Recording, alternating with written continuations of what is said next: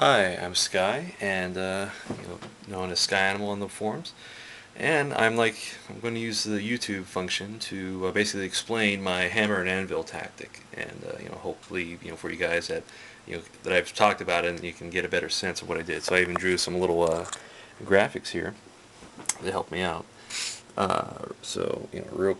Ooh boy, that's bad focus. Come on, focus, focus. Okay, well anyway. Star to mean general, a little square to mean infantry, a circle to mean, or a triangle to mean cavalry, and a, God, will that even focus?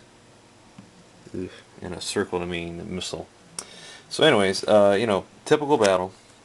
You got your line of guys, you got, the way it normally sets you up. So you got, your infantry up front, your archers either behind either before or after your line of infantry, your general in the middle, cavalry to the other side.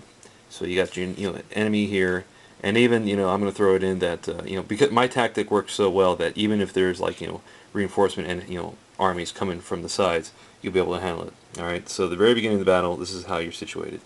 What you quickly do is move and situate your guys so that they're in the corner. And the way you set it up is that you put a line of archers behind, and then the line of infantry before. And you take the archers off of skirmish so that they stay put.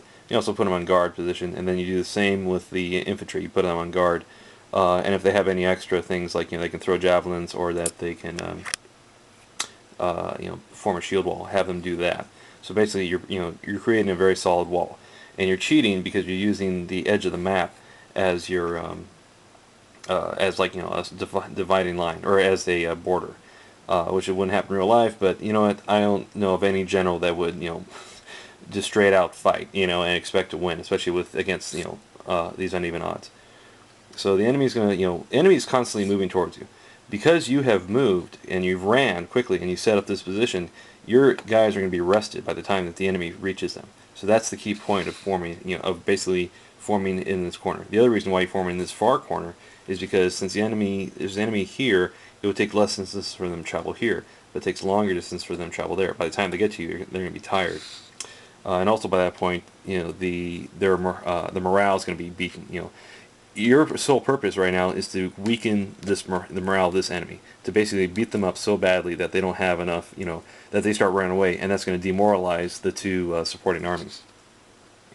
So, you're going to be faced with just a massive wall of guys coming at you, and it's going to seem overwhelming. But as long as your guys have high valor and you got a strong general with a good leadership, you should be able to take it out.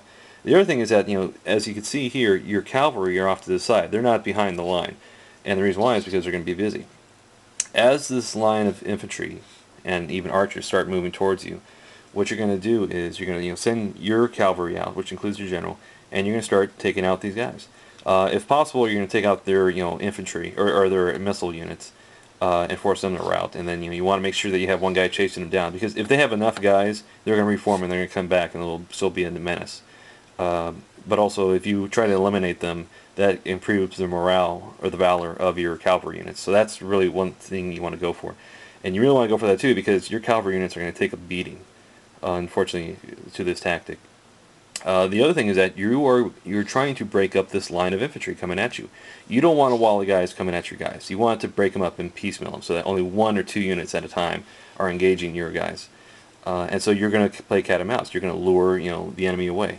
So that's what so you're going to use that, and it helps if you have two infantry or two cavalry units doing it as well, especially with your general, because everybody's going to go for your general. That's the thing to remember. Your general has a big flag over his head. Everybody wants a piece of him. So this infantry unit, they're going to try to go for him.